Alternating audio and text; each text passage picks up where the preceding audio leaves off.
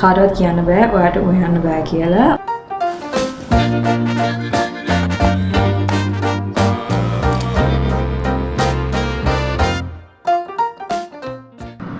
How's the roast, man?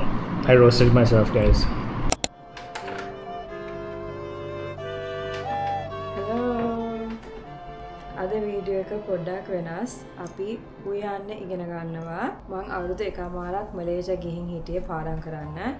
ඒ හින්දා ගෙදරින් කන්න ඕන වුණා සල්ලි ඉතුරු කරන්න. එතකොට තමයි මං පොඩ්ඩක් උයන්න ඉගෙන ගත්තේ. මුගක් අය කියනවා උයන්න අමාරුයි කියලා. අමාරු නෑ. අපි අද එකට උයන්න යනවා.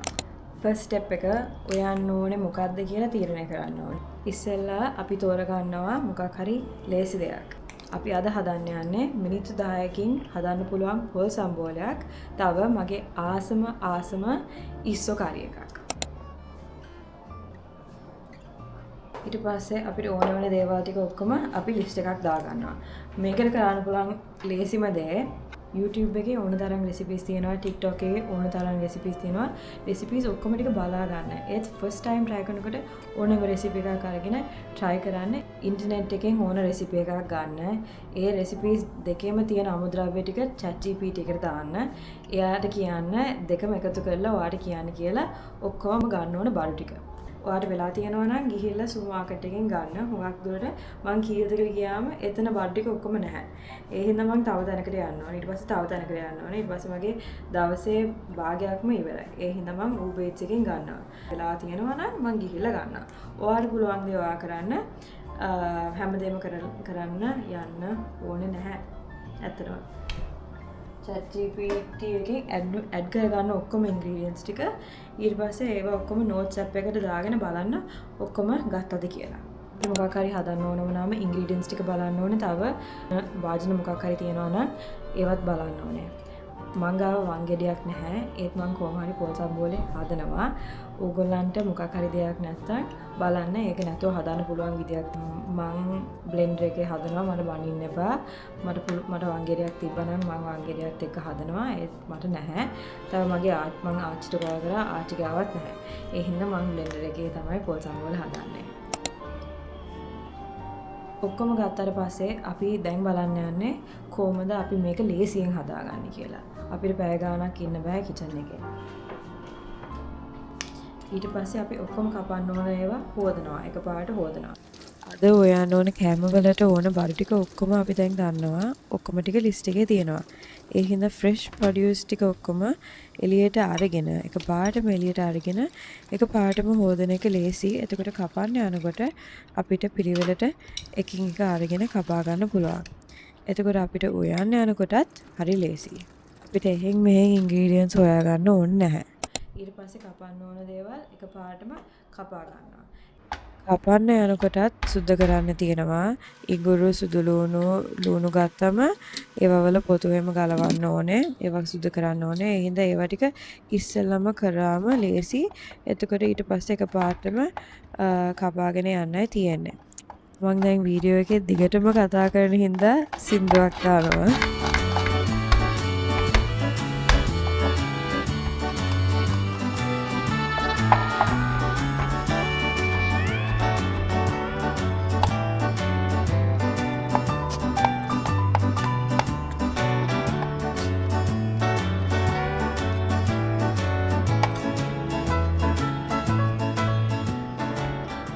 ඊට පස්සේ ඒවා ඔක්කොම ප්ලේට් එකට දාගන්නවා. ඊට පස්සේ අපිට ඕන බඩු ටික ඔක්කොම එළියට ගන්නවා. ඒක තියාගන්නවා. ඊට පස්සේ එකින් එක අපි හදන්න පටන් ගන්නවා.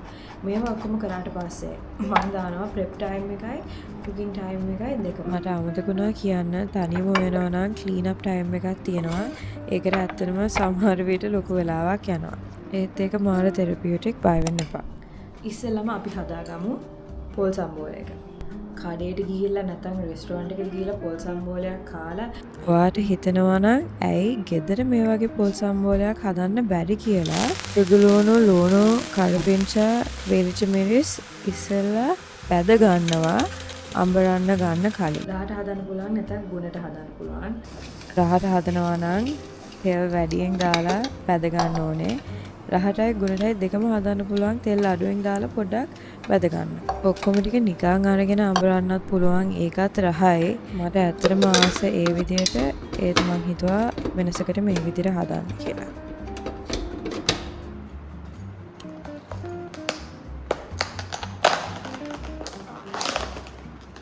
වෙලාවට කට්ටිය කියනවා ගෙදරම ගහගත්ත පොල් පාවිච්චි කරන්න කියලා. ඒත් එදා මං මේ ලොකු රෙස්ටෝරන්ට් එකකට ගියා. ඒගොල්ලෝ ඩෙසිකේටඩ් කොකනට් තමයි පාවිච්චි කරලා තිබ්බේ. ඒ හින්දා ඔයාට පුළුවන් විදියට පොල් සම්බෝලය හදා ගන්න. හුඟක් දුරට අපි රෙස්ටෝරන්ට් එකකට ගියොත් අපි හිතනවා ඒගොල්ලෝ ෆ්‍රෙෂ් ඉන්ග්‍රීඩියන්ට්ස් පාවිච්චි කරනවා කියලා.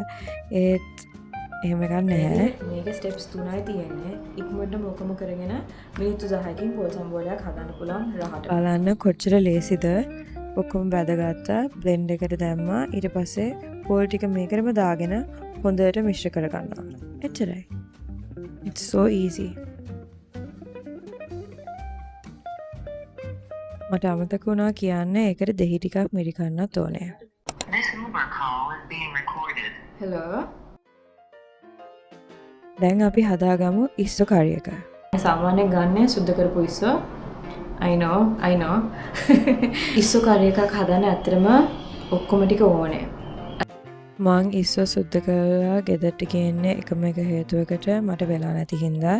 ඒත් මේ කරි එක රහට හදන්න ඉස්සගේ ඔළුව නැට්ට නැත්නම් පොත්ත ඕන වෙනවා. මං ඔක්කොම නැති හින්දා නැට්ට පාවිච්චි කරනවා.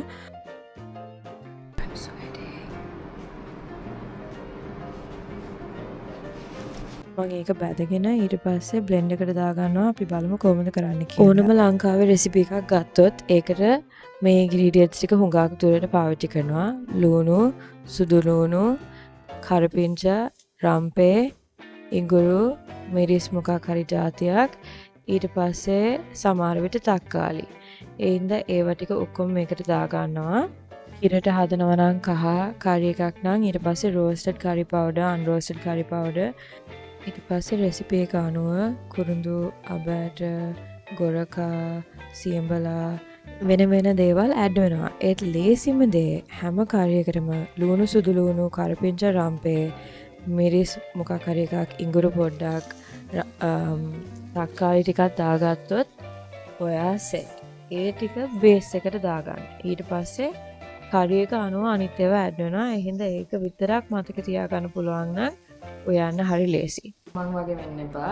ඕගොල්ලෝ හරි විදියට කරන්න. ඒත් මට ඔක්කොම ඉස්සෝ ටික සුද්ධ කර ඉන්න බෑ. මට මේ වීඩියෝ එක එඩිට් කරලා දාන්න ඕනේ හෙට. ඒකට යනවා පැය 6ක් විතර. මං මේක කියන්නේ මට දුක හින්දා ඉස්සගේ ඔලුව පාවිච්චි කරන්න පුළුවන් නම් මේ කරි එක රහටම හදන්න පුළුවන්. ඕගොල්ලන්ට පේනවා නම් ඒක ස්ට්‍රේන් කරලා කරි එකට ඇඩ් කරන්න පුළුවන් නම් තමයි ඩීප් රිච් ෆ්ලේවර් එකක් එන්නේ. ඒත් වෙන වෙන විදි තියෙනවා මේක හදන්න.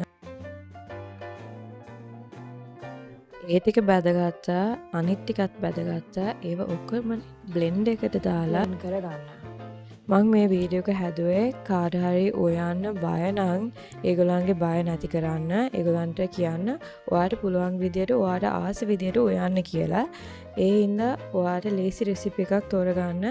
මට හදන්න ආස රෙසිපි එක තමයි මං තෝරගත්තේ. ඊපස්සේ තව පොඩ්ඩක් රහට හදාගන්න මේ වගේ ඉස්සු ටික අරගෙන පෑන් ෆ්‍රයි කරගන්නවා.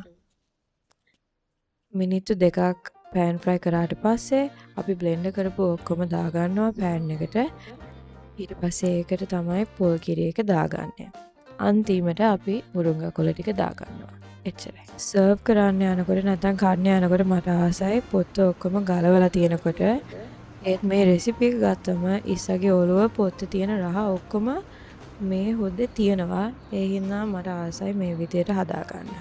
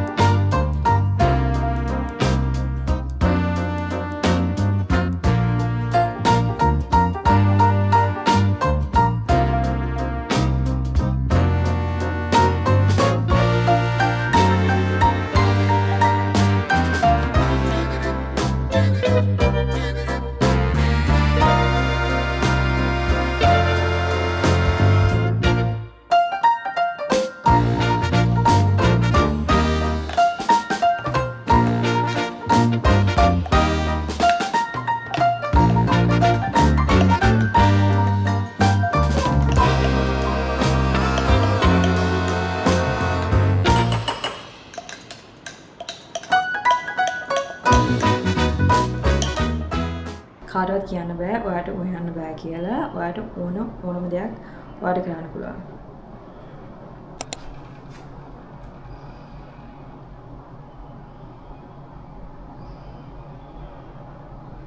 අන්තිමට මට කියන්න තියෙන්නේ ඔක්කොම දේවල් වගේම අලුතෙන් මොකක් හරි දෙයක් කරන්න පටන් ගත්තම සමහර විට අමාරුයි. ඒ හින්දා වෙලාව අරගෙන හිමීට කරන්න ඕනේ.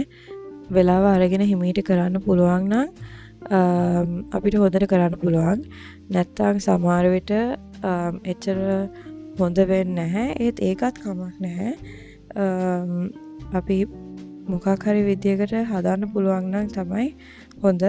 ඒ හින්දා මම හිතනවා මේ වීඩියෝ එක බලලා නංගිලා මල්ලිලා ඉන්නවා නම් ඔයගලන්ට බය නම් හොයන්න. නැත්නම් ඔයගලන්ට කම්මැලි නම් මොකක් හරි පොඩි දෙයක් හොයන්න try කරන්න. මම යුනිවර්සිටි ගියාම මාත් එක්ක හිටපු ගර්ල්ස් දෙන්නෙක් තමයි මටත් ඉගෙනුවේ. ඒ හින්දා මාත් ඉන්නවා. ඕගොල්ලන්ට අපි ඒකට හොයන්න ඉගෙන ගමු. මං හිතනවා මේක බලලා ඕගොල්ලෝ එන සතිය නැත්තම් මේ සතිය නැත්තම් ඉස්සරහට මොකක් හරි හොයනවා කියලා. බය වෙන්න එපා. කොහොම හරි හිමීට හරි කරන්න. ඔයාලට කරන්න පුළුවන්. It's actually really nice feeling. How's the roast pang? I roasted myself, guys. True facts.